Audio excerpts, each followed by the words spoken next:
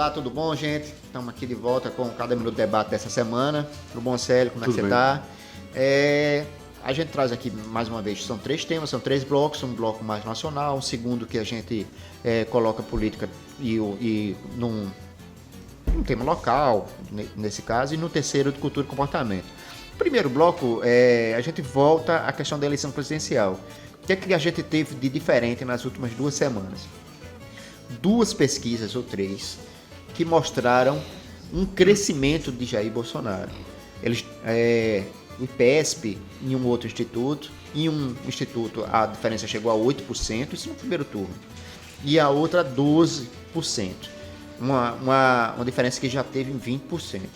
Lógico que os bolsonaristas estão empolgados, ficaram empolgados com esse resultado, estão nos grupos vibrando com isso, enfim, tem muito tempo da eleição, mas a gente pode avaliar determinados elementos que contribuíram para isso. Uma dessas é que a candidatura da terceira via da centro-direita, ou da direita, o Sérgio Moro, parece que não pegou, não evoluiu. E a outra é que realmente está muito longe da eleição e que a polarização pode fazer com que as coisas se resolvam também no primeiro turno, né, Sérgio? O que é que você acha desses 2 pontos? Exato. Essa última pesquisa que me chamou mais a atenção é da CNT. CNT, exatamente. Da CNT mostrou o Bolsonaro cresce, mas o Lula também cresce um pouco, só os dois avançam e se distanciam mais do pelotão que vem em seguida, o que significa, ou que mostra, né, na prática, de fato, a polarização nesse sentido específico do voto, né? 2 candidatos que se isolam e um bloco que fica mais para trás. Nessa situação clássica, é a situação clássica em que a eleição pode se definir no primeiro turno se quem está na frente se desgarra só um pouco, porque se os outros não crescem, não vai fazer número para que quem está liderando não chegue ali nos 50% mais um e tal, né? Então, essa última pesquisa da CNT, que mostra uma oscilação de números para Lula e para Bolsonaro, um pouco para cima, não mexeu no que já vem a tendência, de certo modo, porque os outros candidatos, Ciro Gomes, especialmente, né? Ciro Gomes e o ex-juiz Sérgio Moro, o Sérgio Moro a aposta da tal terceira via, que é mais retórica, a expressão retórica, do que propriamente algo concreto. Esse quadro não me parece ter mudado muito, embora o que seja significativo, o grupo em torno da candidatura do ex-presidente Lula, principalmente, deve estar atento a isso, é que há sinais de alguma... Como a gente está ainda... A eleição não é amanhã, né, e não se ganha a eleição na véspera, há um campo, há situações em que a candidatura do Bolsonaro pode recuperar alguns pontos aí, né? A coisa do Auxílio Brasil. A questão do Auxílio Brasil, a questão dele ficar calado, né? A questão da atuação do Centrão. Mas, se eu não me engano, e é uma provocação que eu faço, parece que o Lula entendeu isso, né? Parece que há uma diferença do Lula com a militância do PT. A militância do PT já conta com uma determinada vitória, inclusive faz um discurso meio purista, dizendo que determinados apoios não deviam ser cooptados pelo Lula, mas parece que o Lula ele busca realmente uma aliança mais com o centro, porque ele imagina que a eleição possa ser mais dura do que as pesquisas anteriores demonstram, né? É isso? Você acha que o Lula tem essa percepção e ele está correto nisso? Demonstra ter essa percepção até mais do que se esperava. O convite, a conversa, né? A aliança virtual com o Alckmin é prova disso, desse movimento do Lula, e de que esse movimento é maior do que se esperava, né? Realmente foi surpreendente. Eu não havia nenhum sinal, eu não vi nenhum sinal de qualquer analista, por mais experiência que tenha no campo, com a política brasileira, ninguém sinalizou essa possibilidade, essa reviravolta, né, na política brasileira, digamos assim, com essa aproximação do Lula e do Alckmin. Mais do que... E olha que o Lula já vem da Carta aos Brasileiros de 2003, a eleição e reeleição, governou com o Centrão, governou com o MDB, Ele próprio diz que o banqueiro, o sistema financeiro, as grandes empresas, enfim, o capital nunca ganhou tanto dinheiro nos governos. Então, inclusive diz isso como modo de se defender de que não é um adepto do radicalismo. Então, mesmo com tudo isso, diante do que... Mas aí, se você olha em perspectiva para os últimos tempos, ele não deixa de... Bom, enfim, o que aconteceu o que aconteceu no Brasil, com ele indo bater na cadeia, com o Bolsonaro eleito, etc., tudo o que significa, e você ainda vê na imprensa, em nomes meio carimbados, que sempre insuflam ali umas mesmas tendências, querendo colar no velho Lula coisa de radicalismo, de extremismo. Isso não existe realmente, né? Isso é realmente ficção. O Lula, e não é de hoje, amigos e inimigos já disseram isso mais de uma vez. Esse cara foi tudo menos um incendiário. Ele conversou com os patrões e com os governos da ditadura militar. Pô. Ele não foi jogar coquetel molotov em nenhum lugar. Ele foi conversar o tempo inteiro, é o que está fazendo. Então, acho que, respondendo a tua pergunta, né, de certo modo, ele sim sabia, acho que por antecipação, que precisaria realmente ter esse diálogo mais amplo. Agora tem esse diálogo, né?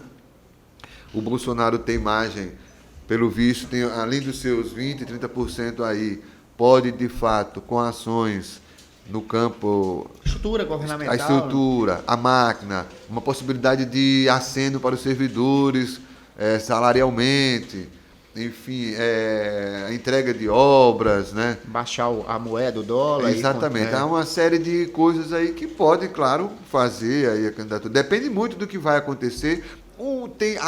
Nós estamos aqui, isso é um parêntese, né? Nós estamos aqui falando de uma situação num processo eleitoral dentro de alguma normalidade. Isso. O que não será, aí vou especular e chutar, o que não será o caso dessa eleição brasileira. Ela não será um processo dentro das normalidades, como foi, nem a de 2018, que já foi uma confusão da fake news, a bagaceira e tal. Isso vai ser muito mais grave, porque definitivamente, lá para... Vamos ver aí, julho, agosto, quando a coisa esquentar, já depois das convenções, com a campanha iniciada, qual será a posição, a reação, os gestos do Bolsonaro? Voltou a insuflar, a bater no TSE, as mesmas coisas e tal, a coisa do confronto, né? Isso a gente vai ver o que é que vai acontecer, né? Estamos aqui avaliando os movimentos políticos, tratando a coisa com alguma... Você acha que a polarização vai ser insuflada, o que vai praticamente acabar com qualquer chance de uma terceira via? A gente fala tanto de terceira via, mas... E você acha que... parece que certo. Não é só o que você acha, muita gente acha isso, de que vai haver um crescimento do sentimento de ódio também, de né? O antipetismo contra o antibolsonarismo, o antilulismo contra o antifascismo. Se a gente, a julgar, né, se depender do clima, do que vai, pelas redes sociais, não de agora, mas de todas as formas, a troca de informações, de acusações e tal, e que chega também à grande imprensa, está aí o TSE montando toda uma estrutura para se defender, chamando as redes sociais, só o Telegram já virou piada, já é uma, enfim, não aparece, não dá as caras. O Barroso, que é muito mais crítico, ao Bolsonaro saiu ontem, né? Foi.